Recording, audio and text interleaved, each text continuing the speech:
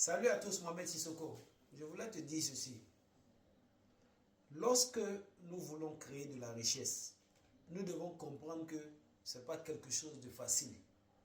C'est quelque chose qui demande beaucoup de patience, de persévérance, de vision, de stratégie, d'intelligence financière, d'intelligence économique, d'intelligence émotionnelle.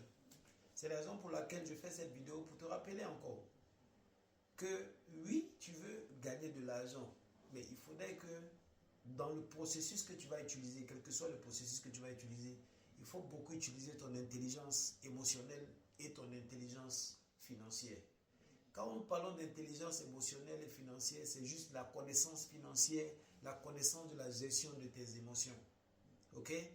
Donc, parfois, nous voyons des gens qui viennent dans une activité et qui veulent gagner l'argent très rapidement. On va lui dire par exemple, écoute, viens, ok, par exemple, ces gens comme ça, tu vas les voir mettre beaucoup d'argent dans les trucs de loterie par exemple. La loterie peut te donner de l'argent, mais encore une fois, ça va te demander beaucoup d'intelligence émotionnelle et financière. Mais dans la majeure partie des cas, ceux qui passent par la loterie pour vouloir s'enrichir, la majeure partie d'entre eux se retrouvent toujours dans la galère après.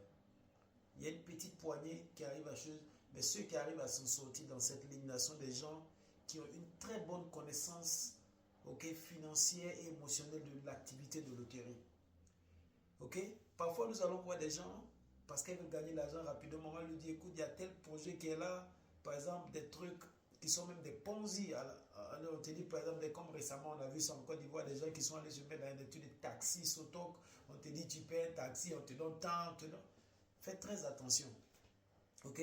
Dans une prochaine vidéo, je vais essayer de te partager quelque chose que j'ai appris sur les principes de l'argent et qui vont peut-être t'aider parfois lorsque tu veux faire bouger ton argent, de vraiment essayer de voir ces principes-là et essayer de t'aventurer.